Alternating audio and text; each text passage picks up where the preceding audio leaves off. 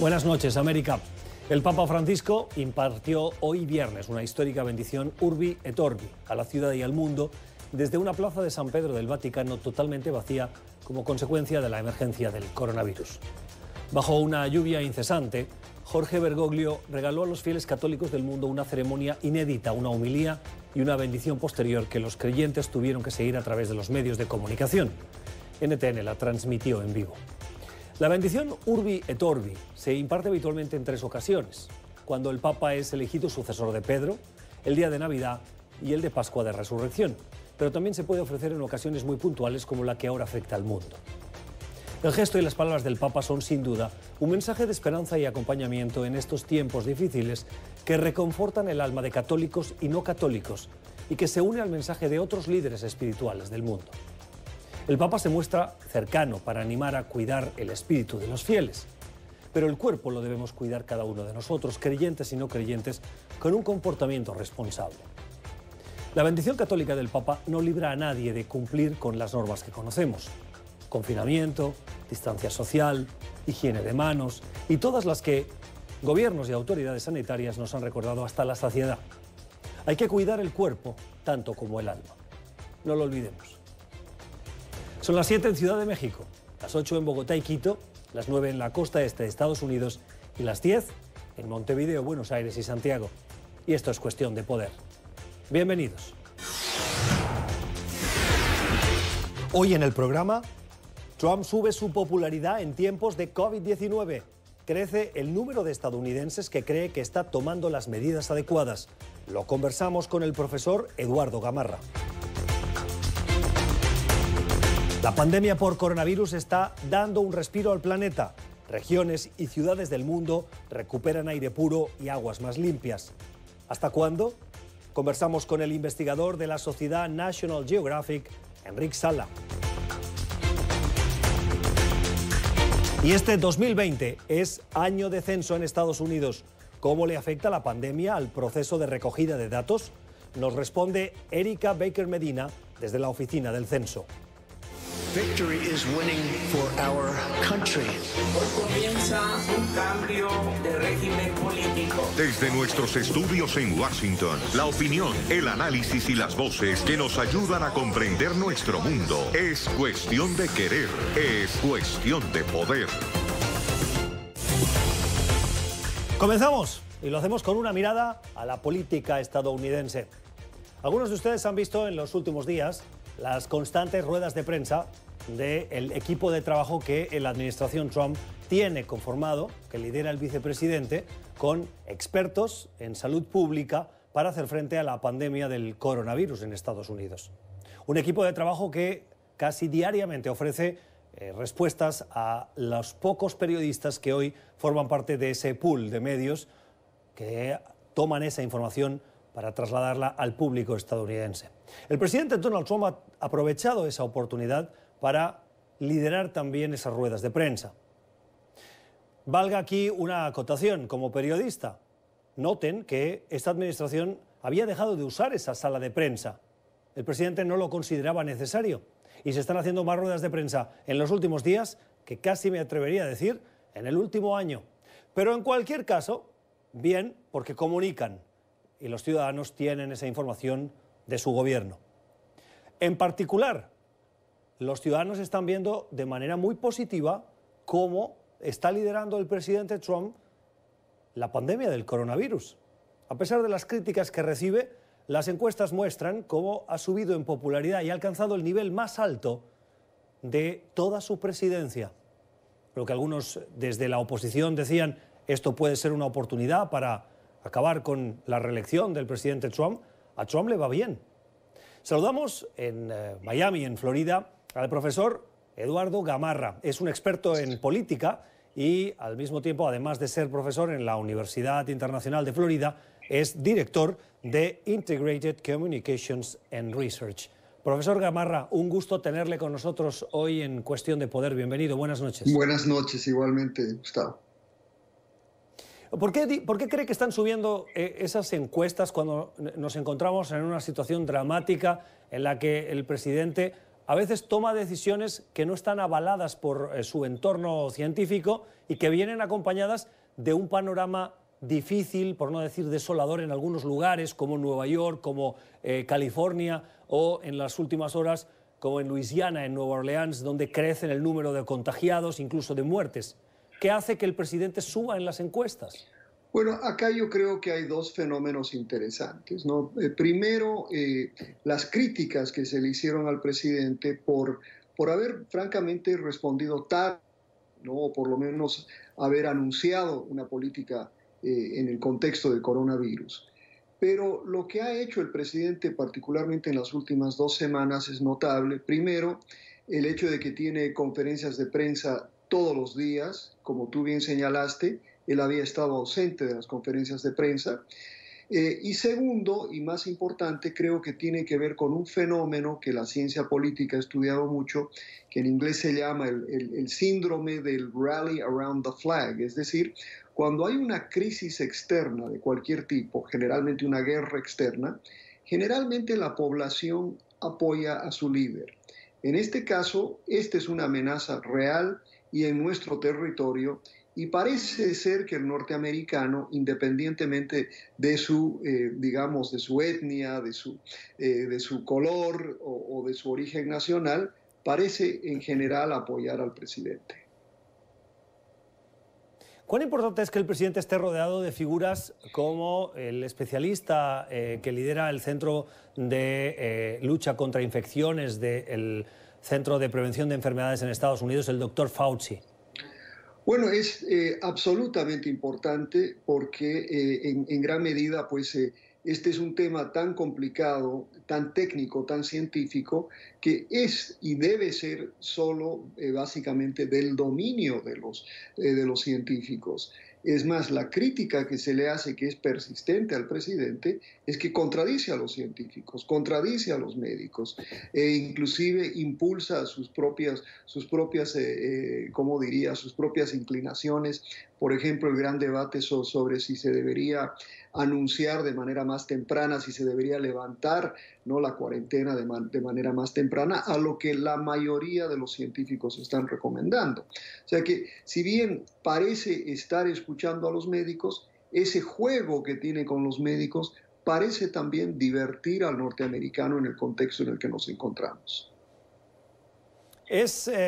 No sé si la palabra en este caso sería inteligente, acertado, estratégico o riesgoso políticamente, tomar decisiones en base a percepciones o instintos políticos y no, cuando nos encontramos con una pandemia como esta, escuchando y siguiendo los consejos de los especialistas en salud pública? Bueno, Gustavo, el presidente, como tú sabes, es un hombre extraordinariamente controvertido. Y en el caso actual, pues yo creo que él tiene una gran preocupación, porque a pesar de que no estamos viviendo tiempos políticos, y las encuestas nuestras lo demuestran, ¿no?, lo que sí sigue la política continúa. Y el presidente está extraordinariamente preocupado que mientras continúa la cuarentena, mientras continúa paralizada la economía, pues obviamente sus posibilidades de reelección también están siendo afectadas. Y por eso hay una gran presión también de la parte económica de este país, de Wall Street, de la industria y de otros sectores que están preocupadísimos de que la economía no se va a recuperar lo suficiente y que este año pueda ser un año no solo de recesión, pero que podríamos estar bordeando una depresión. Y la recuperación de una depresión no va a llegar a tiempo como para favorecer al presidente en su reelección. Como siempre en estos casos, la última palabra la van a tener los ciudadanos. Profesor Gamarra, acaba de publicar o tabular los datos de una nueva entrega de la encuesta La Nueva Voz Latina que usted, junto con la empresa AdsMobile, trabaja cada cierto tiempo. Exacto. Una encuesta que nos fijamos en 2 apartes que nos parecen interesantes y que me gustaría conversar con usted. Claro que sí. La primera es la aprobación de los hispanos, de los latinos, a esa popularidad, a esa aprobación de cómo el presidente está enfocando, está encarando esta crisis del coronavirus. Sabemos lo que dicen las encuestas de los ciudadanos estadounidenses no hispanos. ¿Qué dicen? ¿Qué piensan los hispanos? ¿Piensan distinto? Bueno, los hispanos están siguiendo la tendencia del resto de los ciudadanos de este país, ¿no? Que el 44% está de acuerdo con lo que está haciendo el presidente respecto al coronavirus. Entonces, esto lo vemos a nivel nacional, es una cifra importante para el presidente, porque si contrastamos esto con cifras anteriores de aprobación, o sea, no aprobación de una política en particular, sino de la aprobación de la gestión del presidente, esta cifra es muy alta, más de 20 puntos, más alta que el promedio que habíamos tenido antes. Entonces, esto es muy interesante y muy importante, digamos, para el presidente. Entiendo. ¿Hay distinciones por edad o por origen de esos hispanos que vienen de América Latina? ¿Hay hispanos que quieren más por razón de origen al presidente estadounidense que otros? Bueno, hay varias cosas. Por ejemplo, vemos que los mayores de 35 aprueban más las políticas del presidente, los hombres también tienden a favorecer más las políticas del presidente y sobre todo, y no debe sorprendernos, que son los cubanoamericanos y los dominicanos, que hay una población significativa de dominicanos en este país, los que están más de acuerdo con la política del presidente. Me llama mucho la atención esto de los dominicanos. Si me hubiera preguntado, en mi percepción hubiese dicho los venezolanos por las políticas de mano dura con el régimen de Maduro. ¿A qué se debe que haya esa popularidad por parte de esa comunidad de hispanos de República Dominicana? Mira, Gustavo, probablemente habría que indagar mucho más en ese segmento.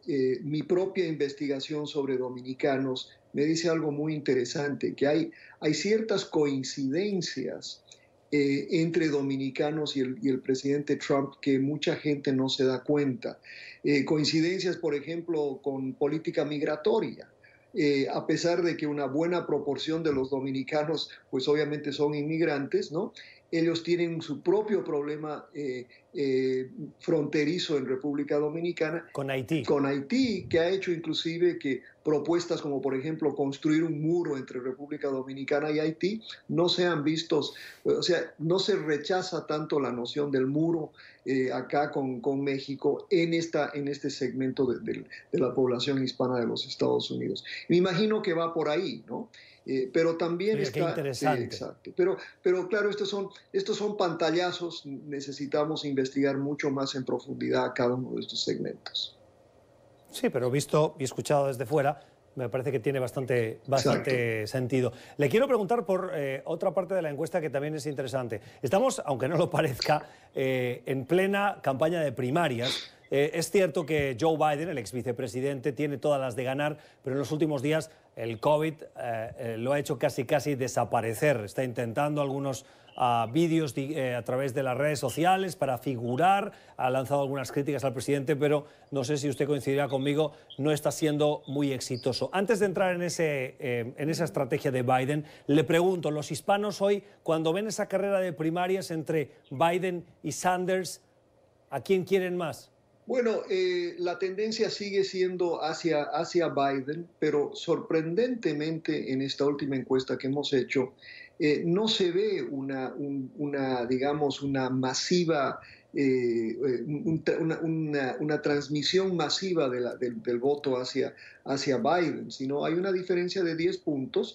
Y sobre todo, y continúa esto entre los hispanos, este gran segmento de indecisos, de indecisión, que son no solo indecisos al momento de inscribirse a votar, sino también al momento de decidir por quién votarán. Esto se va a ir cerrando, por supuesto, en la medida en la que pase el proceso, pero como tú señalas, en este momento inclusive es difícil lograr hacer preguntas sobre la cuestión política porque la gente está tan enfocada en el tema del coronavirus. Hay estrados clave en los que casi se pueden acabar decidiendo las elecciones. Miren, tengo aquí unos datos que recoge la página de análisis Real Clear Politics y me da, por ejemplo, los datos de Florida, de Wisconsin y de Pensilvania, que son 3 estados donde la mayoría de analistas dicen son los 3 que son fundamentales, los clave. En Florida, Biden va por detrás de Donald Trump en 1.3%. Esa es la mínima diferencia. En el caso de Wisconsin están absolutamente empatados y en el caso de Pensilvania, Biden va por delante en casi un 4%. ¿Le suenan realistas estos porcentajes? Sí, yo creo que sí, porque coinciden con algunas de las investigaciones que hemos hecho nosotros. Y eso hace obviamente que, primero, el manejo del coronavirus sea fundamental y el hecho, y también para el Partido Demócrata, cómo responden en este momento. En este momento, por ejemplo, ser muy contrario al presidente no es algo que les va a convenir demasiado a los demócratas y por eso la necesidad de lograr un enfoque absolutamente bipartidario y demostrar que se está apoyando al único presidente que finalmente tenemos. Históricamente, la Florida es conocido como el estado del 1%. ¿No? La diferencia entre el ganador y el perdedor ha sido del 1% históricamente, el 2016, por ejemplo. Por eso esos números son tan importantes y por eso el voto hispano en la Florida sigue siendo tan importante. El voto del puertorriqueño, del cubano, del venezolano, del colombiano y del mexicano en este estado. Es la opinión, el análisis del profesor Eduardo Gamarra, que a la vez es director del Centro Integrated Communications and Research. Señor Gamarra, qué gusto escucharle, aprender con usted. Gracias por habernos acompañado hoy en Cuestión de Poder. Placer, como siempre, Gustavo. Puede volver a escuchar esta entrevista en nuestro podcast. Estamos en Apple y Spotify. Vamos a una pausa y regresamos. Vamos a hablar de medio ambiente y de COVID-19. ¿Cómo le afecta este coronavirus al planeta? Sorprendentemente bien. Pero se lo vamos a preguntar a un experto de la National Geographic. Ya volvemos. Continuamos en Cuestión de Poder. Si alguna noticia positiva nos está dejando esta pandemia de COVID-19, es que la actividad o el parón de la actividad económica mundial ha dado un respiro al planeta. Fábricas cerradas y calles vacías sin vehículos han permitido recuperar el aire limpio en grandes urbes como las de China, el enclave de Hong Kong o el industrial norte de Italia. Las imágenes satelitales publicadas por la NASA y la Agencia Espacial Europea muestran una reducción dramática de las emisiones de dióxido de nitrógeno, las emitidas por los vehículos, por plantas de energía o instalaciones industriales, entre enero y febrero, y casi desaparecieron. En la provincia china de Hubei, el número promedio de días de aire de buena calidad aumentó más de un 21% en febrero en comparación con el mismo periodo del año pasado, según el Ministerio de Ecología y Medio Ambiente de China. Y en ciudades turísticas por excelencia como Venecia, en Italia, se pueden ver estos días el fondo de los canales o el retorno de peces a sus aguas. China, según la Unión Europea, es el primer país en emisiones anuales de CO2 del mundo, seguido de Estados Unidos, país que hoy, con el mayor número de casos de COVID-19, se debate entre cerrar o reabrir su economía, e India, que acaba de ordenar el confinamiento de 1.300 millones de personas. Saludamos a Enric Sala, es investigador de la Sociedad National Geographic, aquí en la capital estadounidense. Enric, buenas noches, gracias por acompañarnos. Bienvenido a Cuestión de Poder. Hola, Gustavo, muchas gracias. Enric, el parón de la economía mundial es negativo para el progreso, pero parece que el mundo está teniendo un respiro. ¿Es un respiro que va a durar? No es bastante complicada la situación, porque no podemos pensar en beneficios para la naturaleza separados de beneficios para los humanos, porque estamos todos conectados, somos todos interdependientes. Entonces sí es cierto que el parón económico está reduciendo la contaminación, está reduciendo las emisiones de dióxido de carbono y otros gases contaminantes, lo cual es bueno para la salud humana, pero también para la naturaleza. La cuestión es cuánto tiempo va a durar esto y qué va a suceder después. En el Mediterráneo, por ejemplo, si ahora se para la pesca durante unos meses, se va a dar un respiro a poblaciones de peces que están sobreexplotadas, pero después se van a seguir explotando. Entonces la situación no es tan blanco y negro, no es tan sencilla como parece. ¿Por qué no es tan sencilla como parece? Tenemos que mirar cuáles son las causas de esta pandemia, ¿no?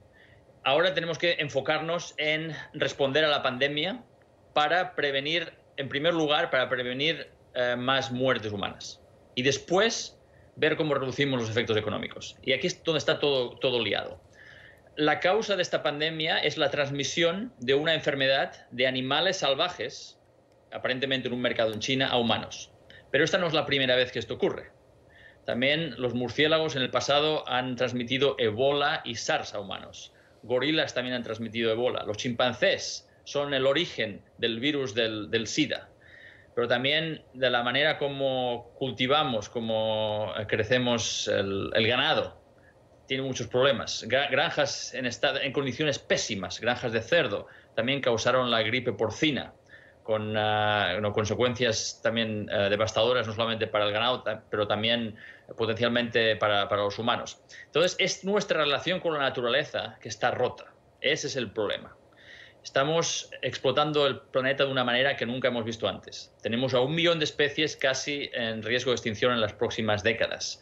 Hemos transformado el 75% de la superficie terrestre y el 66% de la superficie marina está afectada por las actividades humanas. Entonces, la presión nuestra contra el planeta nos está acercando mucho más a ecosistemas que antes eran prístinos. Y ahora, al entrar a esos bosques que antes eran prístinos para cazar ilegalmente, para hacer minería ilegal, o transformar, cortar, quemar bosques para agricultura o para ganado, nos está poniendo en contacto con virus y otras enfermedades que antiguamente no estábamos en contacto. Entonces, si protegemos los lugares que quedan salvajes en el planeta, si prohibimos el mercadeo, el tráfico y el consumo de animales salvajes, vamos a reducir el riesgo de la próxima pandemia. Pero ahora mismo, por ejemplo, también existen riesgos para la vida salvaje. Hay parques en África, por ejemplo, donde viven los chimpancés, los gorilas, los grandes simios. Estas especies se mantienen en parques nacionales cuya principal fuente de financiación es el ecoturismo. La gente va a ver esos grandes simios porque son los últimos lugares donde se pueden ver. Pero esos parques han cerrado el ecoturismo por miedo a que los humanos transmitan el virus a los gorilas o a los chimpancés. Porque se ha visto en el pasado que los chimpancés y los gorilas son susceptibles a enfermedades humanas. Entonces, no solamente que la naturaleza se va a beneficiar, en algunos casos hay especies amenazadas que van a sufrir también.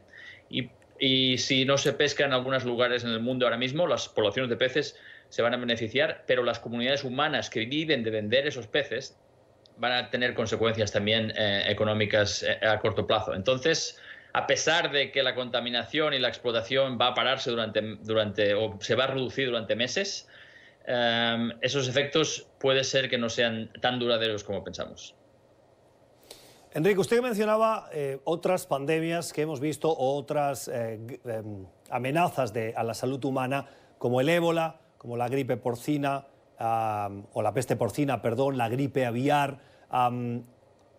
Ninguna de las anteriores, ninguna ha tenido los efectos devastadores que está teniendo esta, como pandemia, en alcance, en número de muertes, en número de infectados. ¿Cree usted que va a haber un antes y un después en la manera como el hombre consume y se relaciona con el planeta después de la COVID-19? Yo espero que sí, porque el hecho de que estamos poniendo a la naturaleza bajo una presión insostenible no es nuevo. Pero los argumentos ecológicos en el pasado no han funcionado. Los argumentos económicos no han funcionado. Pero ahora queda muy claro que la supervivencia humana, y eso es algo que se está sintiendo ahora a nivel individual, me está afectando a mí, me puedo morir yo, se pueden morir mis padres de este virus, la conexión no podría ser más fuerte. Nosotros dependemos de la salud del ecosistema global. No existe salud humana y salud de los ecosistemas por separado. Existe una biosfera, una capa de seres vivos alrededor del mundo en la que todos estamos conectados e interdependientes. Entonces, lo que ocurra cuando un señor come o es mordido por un animal salvaje en un mercado en China está afectando a todo el mundo. Y no hay fronteras que sirvan. Los tanques y los misiles en los que gastamos cientos de billones de dólares por mantener no sirven para nada para combatir el virus. Lo que ahora funciona es la cooperación, la colaboración entre personas, entre gobiernos, no solamente a nivel de país, sino a nivel internacional.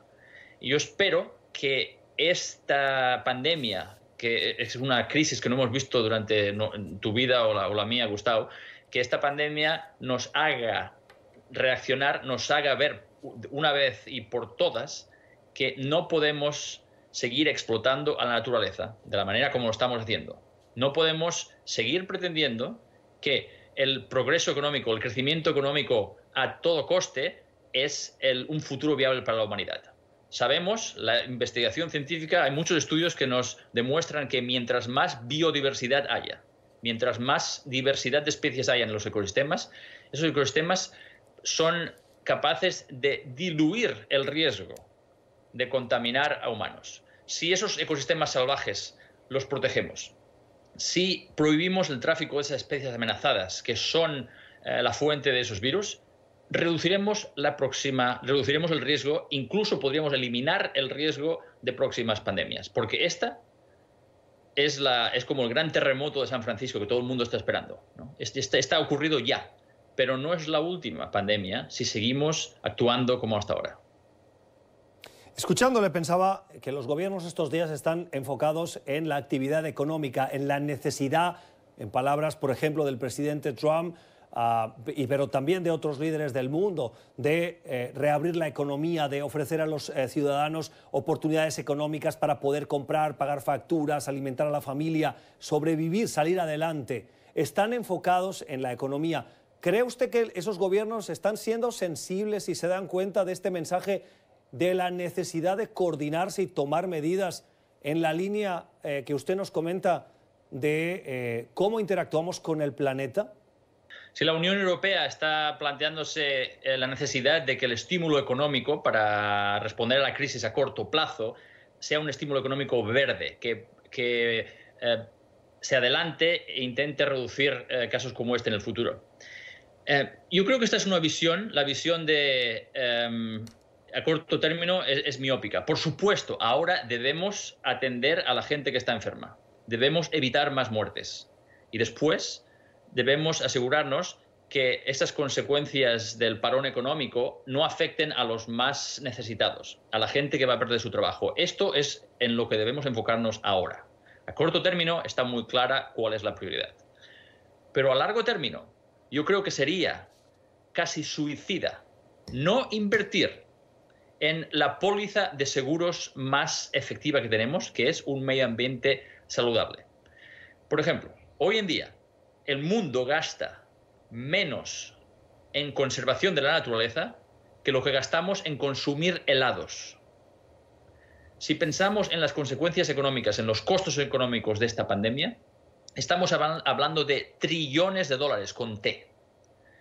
Proteger lo que los científicos recomiendan, al menos el 30% del planeta, prohibir el tráfico y consumo de esas especies de animales salvajes y educar a la gente de que el consumo de especies salvajes no es muy buena idea, costaría a lo sumo un par de cientos de billones de dólares. Esa inversión en la máquina que mantiene la vida humana en el planeta es una fracción minúscula de los costes de la pandemia. Estamos hablando de trillones de dólares. Entonces, desde un punto de vista racional, desde un punto de vista económico, la solución óptima es, una vez hayamos solucionado la respuesta a la crisis esta inmediata, la solución económica y racional óptima es en invertir en proteger la naturaleza más para reducir el riesgo de las futuras pandemias. Tengo que terminar, le pido brevedad si me ayuda en esta respuesta final, pero creo que es necesario. Lo que usted nos plantea son respuestas de gobiernos, de coordinación geopolítica internacional. ¿Qué podemos hacer los ciudadanos? Porque tanto los que nos ven como un servidor, uno llegará a su casa, consumirá los productos comprados en el supermercado, saldrá al día siguiente de la misma manera si es que puede salir, o estará confinado consumiendo o comiendo como hemos hecho siempre. ¿Qué podemos cambiar individualmente? Pequeños consejos que nos ayuden a contribuir a ese llamado que usted hace. Por supuesto, los ciudadanos por sí solos no van a solucionar el problema global. Necesitamos a los gobiernos con liderazgo político que ahora mismo no tenemos. Pero si me pregunta a nivel individual, lo que podemos hacer, una acción que nos beneficiaría a nosotros individualmente a nivel de salud personal, pero también a nivel del planeta, es comer más plantas y menos animales. Eso reduciría los impactos de cambio climático, reduciría los impactos sobre la naturaleza de una manera extraordinaria. Y además, para la salud, es muy buena cosa. Bueno, queda dicho entonces, más verde, menos carne. Es Enric Sala, es investigador de la Sociedad National Geographic, conversando sobre el impacto de este parón de la economía, de la industria del mundo, que ha recuperado un cierto aire, cielos azules, canales más limpios, pero que, como decía, solo es una cosa temporal. Lo que tenemos que verlo es con perspectiva y cambiar la relación que hoy tenemos con el medio ambiente, con nuestro planeta. Enric, gracias por estar con nosotros. Feliz noche. Muchas gracias, Gustavo. Puede volver a escuchar esta entrevista en nuestro podcast. Estamos en Apple y en Spotify. Ya regresamos. Seguimos en Cuestión de Poder, fijándonos en la actualidad que viene marcada por el COVID-19, el coronavirus. Es la operación más grande que hace la Administración de Estados Unidos, la del censo. Sí, ese conteo de ciudadanos en Estados Unidos para poder desarrollar luego políticas públicas. El conteo, cuántos viven, dónde viven, cómo viven, qué consumen. Es esa macroencuesta que aspira a preguntar y a identificar ese comportamiento de más de 327 millones de personas. Y a partir de ahí, luego poder, entre otras cosas, no solo definir cuántas escuelas van en un estado, cuántos puestos para poder enviar las cartas o cuántas carreteras son necesarias, también para definir los distritos electorales, por ejemplo. Es el censo que este año, este 2020, toca hacerlo, pero se ha encontrado con el coronavirus. Por eso, hoy queremos conocer cómo el gobierno, con una herramienta tan importante como esta, de una logística extremadamente compleja para llegar a los puntos más recónditos de este país, se está llevando a cabo en medio de esta pandemia y cuando hay llamados para que la gente se quede en casa. Saludamos a Erika Becker Medina, es la jefa de la Oficina de Comunicaciones de la Oficina del Censo de Estados Unidos. Señora Becker Medina, gracias por estar con nosotros esta noche en Cuestión de Poder. Bienvenida. Muchísimas gracias por la invitación. ¿No se esperaban que el censo, además de lo complicado que ya es llevarlo a cabo, este año tuvieran el reto de la COVID-19? ¿Cómo se está desarrollando ese conteo de los ciudadanos? Bueno, eso sí, la Oficina del Censo está monitoreando cuidadosamente la situación generada por el coronavirus. Estamos trabajando con las autoridades de salud a nivel federal, estatal y local, mientras llevamos a cabo el censo del 2020. Nos enfocamos en dos principios claves: la salud y la seguridad de nuestro personal y del público, pero también cumplir con nuestro mandato constitucional de contar a todos en este país. ¿Cómo están haciéndolo? Porque lo normal es que en gran parte de los casos las personas que van a hacer ese censo llaman a las puertas, dejan el sobre, preguntan, lo hacen allí mismo, la persona puede contestarla individualmente y devolver el correo o responder las preguntas a la persona que está en la puerta de la casa. Lógicamente, la presencia de individuos en las casas ya es un reto con esta pandemia. Lo bueno es que nosotros diseñamos este censo para hacerlo más fácil posible para contestar por su propia cuenta. Nunca ha sido tan fácil como ahora responder al censo por cuenta propia, ya sea por internet, por teléfono o por correo postal, y todo sin tener que ver un censista en persona.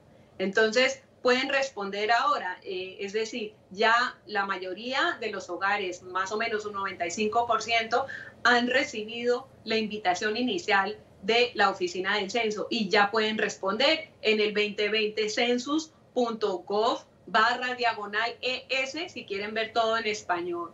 Pueden responder por internet o por teléfono en español y es facilísimo. Las preguntas son sumamente básicas y hay que contar a todos, sin importar estatus migratorio, sin importar país de origen. Todos que vivimos en este país somos parte de esta comunidad y hay que hacerse contar. ¿Es obligatorio? Sí, el censo es obligatorio, pero más que obligatorio es importante, es importantísimo que podemos tener un censo completo y preciso, ya que los resultados del censo ayudan a informar cómo se distribuyen miles de millones de dólares federales cada año a nuestras comunidades. Estos dólares pagan para muchísimos beneficios que son sumamente importantes, como las clínicas de salud, servicios de emergencia, programas escolares, las carreteras, pero además de eso, los datos del censo ayudan a predecir el número de posibles contagios de enfermedades como el COVID-19. Y así ayudan... ¿Cómo hace esa relación? ¿Cómo evita el censo a la expansión de la pandemia? Es decir, que científicos utilizan datos del censo para sus modelos matemáticos y esos modelos ayudan a predecir el número de posibles contagios de enfermedades como el COVID-19 para poder preparar nuestras comunidades justamente cuando durante una epidemia o una pandemia como ahora. Entiendo, es un buen ejemplo. Oiga, si alguien no responde porque no quiere o algunas de las preguntas las maquilla o las responde de manera imprecisa o deliberadamente o a lo mejor inconscientemente de manera errónea, ¿está penado por la ley? Mira, nosotros lo hicimos facilísimo para que todos contestan, pero eso sí, a partir de finales de mayo, porque hemos prolongado esta fase de los censistas por lo del COVID-19, entonces a partir de finales de mayo vamos a mandar censistas a invitar a los hogares para que contesten en persona, para que completan el censo. Pero aún así van a poder contestar por su propia cuenta, sea por internet o por teléfono, hasta mediados de agosto. Y la mejor respuesta es la autorrespuesta. Oiga, pero insisto, si alguien no quiere responder, ¿puede recibir una sanción o una multa? Nosotros no somos agencia, es decir, de policía, entonces históricamente no hemos multado a la gente. Entiendo. ¿Qué pasa si alguien quiere cumplir pero no quiere dar información porque tiene miedo y contesta de manera errónea? No hay que tenerle miedo al censo. Su información personal está protegida por ley. Por ley no se puede compartir con nadie. Nosotros no podemos compartir esa información con ninguna otra agencia federal, ni con la policía, ni con ICE, con nadie. No hay que tenerle miedo al censo, su información está protegida y no se puede usar en su contra. ¿Han notado ustedes un incremento del miedo en algunas comunidades? Porque el censo, decía usted al principio, y nosotros lo reiteramos, es importante que lo contesten todos los ciudadanos, al margen, como decía nuestra invitada, la señora Erika Baker Medina, de su estatus migratorio. Es decir, que los 11 millones que se calcula de ciudadanos que viven en Estados Unidos de manera irregular también deben contestar porque también utilizan las carreteras, los servicios de salud, los puestos para enviar correo y así un largo etcétera de cosas que son necesarias y que se derivan.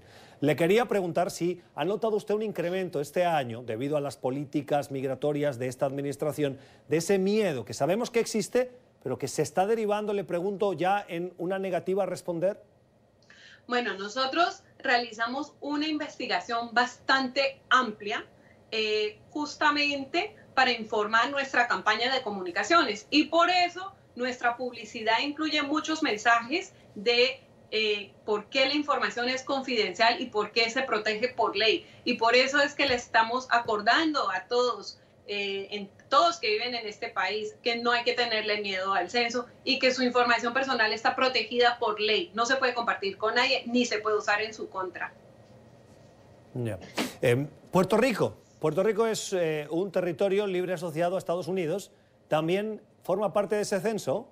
Sí, también forman parte del censo y ahora mismo pues se ha suspendido las actividades del campo del censo pero hemos prolongado esta fase, estas actividades, y a finales de mes, a partir del 29 de marzo, los censistas dejarán en cada puerta en Puerto Rico la encuesta en papel, en formato tradicional, para procurar que todos los hogares en la isla de Puerto Rico tienen su censo a la mano para completar. ¿Cuándo termina la campaña del censo? Bueno, ahora mismo estamos en la fase de autorrespuesta y técnicamente esta fase de autorrespuesta sigue con la fase siguiente del seguimiento. Es decir, aun cuando los censistas están en el campo a finales de mayo, aún durante esa fase la gente todavía puede responder por su propia cuenta hasta el 14 de agosto. 14 de agosto. Los datos comenzarán a ser tabulados, suponemos, en el último trimestre del año, y los datos del censo, sin nombres, pero esa información ya tabulada y clasificada, los tendríamos, ¿qué? ¿En diciembre, enero del año siguiente? Nuestro requisito legal es entregar el conteo de la población al presidente el 31 de diciembre. Después se entrega a los estados, o sea, a los gobiernos estatales, antes del 1 de abril del año entrante, del 2021. Y ya después empezamos a publicar los datos estadísticos pues al público. Entiendo. Señora Becker Medina, muchísimas gracias por haber estado con nosotros. No sé si, por la experiencia que usted tiene, le abro la puerta para que pueda cerrar esta entrevista con el mensaje importante que crean que desde la Oficina del Censo tienen que trasladarle a la población en Estados Unidos. Perdón, ¿me puedes repetir la pregunta? Sí, le estaba ofreciendo la posibilidad de cerrar esta entrevista con el mensaje que usted considere que es importante y relevante para los ciudadanos que nos estén viendo en Estados Unidos. Que no hay que tenerle miedo al censo. Es importantísimo que todos que vivimos en este país, sin importar su estatus migratorio, sin importar su país de origen, todos tenemos que participar en el censo. Se necesita un conteo completo y preciso, ya que los datos del censo ayudan a informar cómo se distribuyen miles de millones de dólares federales para nuestras comunidades. Entonces hay que contar a todos, incluyendo esos bebés pequeñitos recién nacidos, aún si están en el hospital todavía el 1 de abril. Hay que ser contados. Y además, subrayo, la información es confidencial, es segura, no la comparten con ninguna otra agencia. No se comparte con ICE, no se comparte con la policía. Gracias, señora Becker Medina, es la jefa de la Oficina de Coordinación de Comunicaciones del Censo de Estados Unidos. Gracias por estar con nosotros, por ese mensaje que creemos es fundamental de servicio público. Muchísimas gracias por la oportunidad. Puede volver a escuchar esta entrevista con esos detalles sobre cómo se hace el censo y la importancia que tiene en nuestro podcast en Apple y en Spotify. Ya regresamos. Tiempo para la cultura en cuestión de poder, para la recomendación que en tiempos de COVID-19 nos llega telemáticamente de la mano de Alexandra Colonna Mil. Alexandra, muy buenas noches. ¿Cómo cerramos la semana? Muy buenas noches, Gustavo. Hoy vamos con arte, porque resulta que no son solo los artistas musicales los que están buscando ofrecernos maneras alternativas de entretenernos en casa. La plataforma Google Arts and Culture, de la cual hemos hablado aquí en esta sección del programa, esta plataforma de Google que se enfoca en el mundo del arte, ha estado colaborando con instituciones como el Museo Frida Kahlo. Esta es una de sus propuestas más recientes, para traernos una maravillosa exposición de la vida y el arte de esta maravillosa artista mexicana. Frida Kahlo digital, ¿por qué vale la pena esa exposición o exhibición? Bueno, la exposición se llama Caras de Frida. Cuenta con 200 obras de 33 instituciones diferentes, pero además incluye entrevistas con los principales expertos en el arte de Frida Kahlo y hasta un mini documental.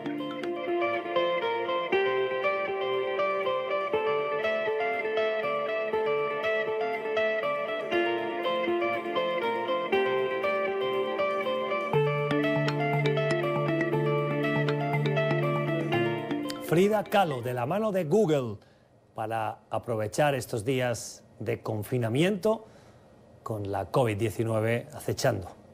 Gracias, Alexandra. Feliz noche. Muy buenas noches, Gustavo. Gracias a ti. Así terminamos. Gracias por la generosidad de su tiempo. Esperemos que hayan aprendido como lo hemos hecho nosotros de nuestros invitados. Que tengan un feliz fin de semana. Cuídense del coronavirus. Hasta el lunes.